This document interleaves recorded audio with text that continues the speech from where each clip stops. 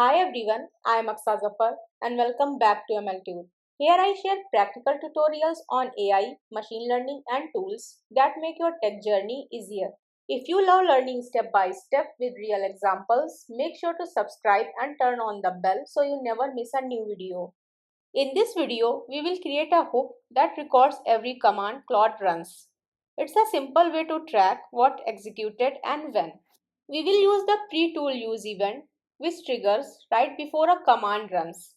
Our script will capture that event, pull out the command details, and write them to a log file. In this video, we will create a hook script in the project, pass the event data to read the command and description, register it to pre-tool use so it runs automatically, and test it by running a sample command. By the end, you will have a working command logger so you can use to monitor bash activity and debug more easily.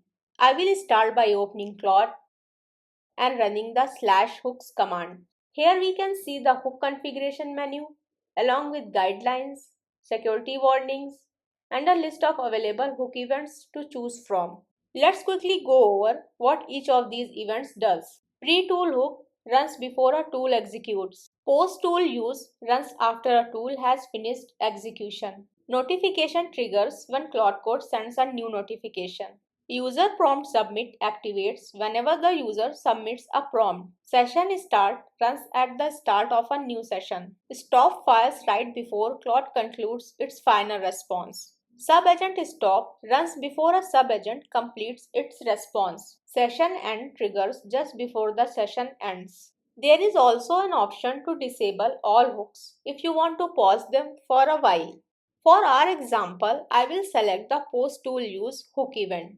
Since we want to log commands after they run, this is perfect for tracking or debugging tool activity. Now we see the Add New Matcher window. Let's click on Add New Matcher. Here we are presented with a list of available tools. I'll type bash because I want to log bash commands specifically.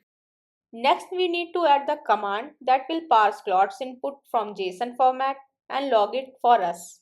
I will pick the second example since it records both the command name and its description, similar to what we used earlier. We have three options: local project level, and user settings. For this demo, I will select user settings, so it's available globally for all projects. Now as you can see, our hook has been added successfully. Let's press escape to return to the main menu. Since we saved it as the user level, let's check where it's stored. I will navigate to the home directory, then open the Claude folder. Inside, we will look at the settings.json file, and here it is. Our hook has been saved as a JSON entry. Now let's test our new hook in action. I will open Claude again and ask it to run an ls command.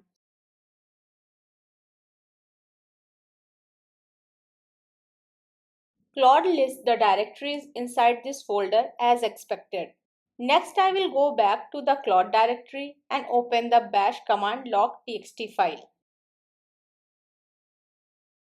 And there it is. We can see the logged command name along with its description. This was a simple example of how hooks can automate tasks in Claude Code. You can easily extend this setup for real-world use cases, such as running cleanup scripts, logging activities, or triggering external tools before or after Claude executes a command. If you found this video helpful, don't forget to like, share, and subscribe to MLTube for more AI and machine learning tutorials.